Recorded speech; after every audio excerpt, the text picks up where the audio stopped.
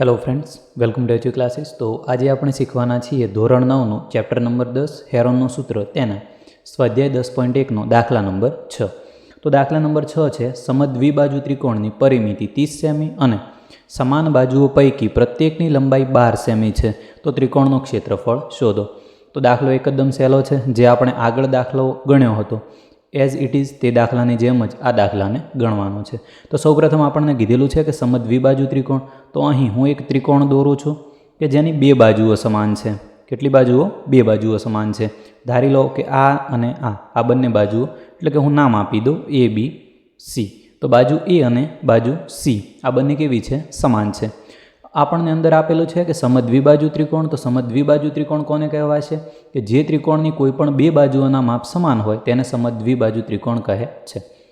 તો તેની પરિમિતિ આપણને આપેલી છે 30 સેમી અને સમાન બાજુઓ પૈકી પ્રત્યેકની લંબાઈ 12 સેમી છે, એટલે કે જે બે બાજુઓ સમાન છે તેની લંબાઈ કેટલી છે? 12 સેમી।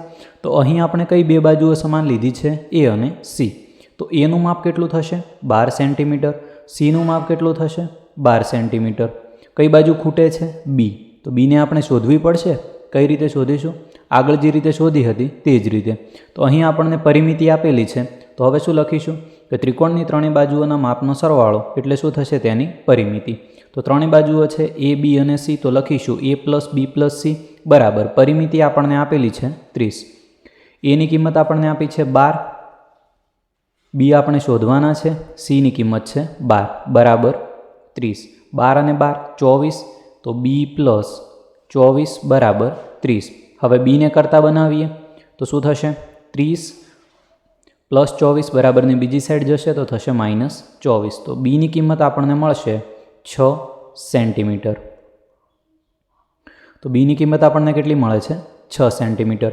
હવે હેરોનના સૂત્રની મદદથી ત્રિકોણનું ક્ષેત્રફળ શોધવા માટે સૂત્રની અંદર આપણને શેની જરૂર પડશે? એ બી સી અને એસ।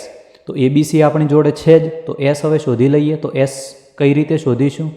તો એસ એટલે કે અર્ધ પરિમિતિ, પરિમિતિના અડધા। તો અહીં પરિમિતિ આપણને આપેલી છે 30, તો 30ના અડધા એટલે કે 30/2। તો એસ આપણને મળશે 30/2 એટલે 15 દુ 30। તો એસની કિંમત આપણને મળશે 15 સેન્ટીમીટર।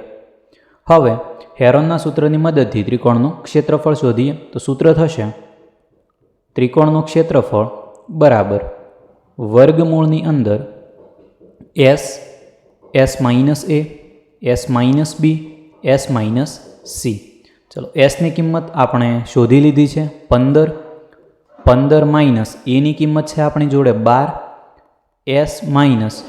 એસની કિંમત છે 15, બીની કિંમત આપણને મળે છે 6। એવી રીતે 15 માઇનસ સીની કિંમત આપણી જોડે છે 12। હવે સાદરૂપ આપી દઈએ તો સાદરૂપ કઈ રીતે આપીશું? જે 15 છે એમના એમ જ રાખીએ। 15માંથી 12 જાય તો વધશે 3, 15માંથી 6 જાય તો વધશે 9 અને 15માંથી 12 જાય તો વધશે 3। હવે આના આપણે ભાગ પાડી દઈએ તો 15 એટલે શું થશે? 3 પંચા 15, પાછળ 3 એમના એમ, 9 એટલે કે 3 ગુણ્યા 3 અને પાછળ ફરીથી 3 એમના એમ જ। હવે વર્ગમૂળ નીકાળવા માટે મેં તમને આગળ પણ એક ટ્રીક જણાવેલી જ છે કે જે સંખ્યાઓ બે વખત છે એ વર્ગમૂળની બહાર નીકળશે, એટલે એ સંખ્યાને આપણે એક વખત લખીશું। તો અહીં 3 3 બે વખત છે તો એક વખત બહાર નીકળશે, ફરીથી 3 3 બે વખત છે તો એક વખત બહાર નીકળશે। હવે આ 5 અને 3 એકલા છે તો એને આપણે વર્ગમૂળની અંદર રાખીશું 3 ગુણ્યા 5। તો બહાર થશે 3 તરી 9 અને વર્ગમૂળની અંદર 3 પંચા 15, પાછળ એકમ આવશે સેન્ટીમીટરનો વર્ગ। તો આ થશે ત્રિકોણનું ક્ષેત્રફળ। તો અહીં આપણું જે ધોરણ 9નું ચેપ્ટર નંબર 10 હેરોનનું સૂત્ર એ અહીં પૂરું થાય છે। આ બધા જ વિડીયોની લિંક, પ્લેલિસ્ટની લિંક તમને નીચે ડિસ્ક્રિપ્શન બોક્સની અંદર મળી જશે। Thank you.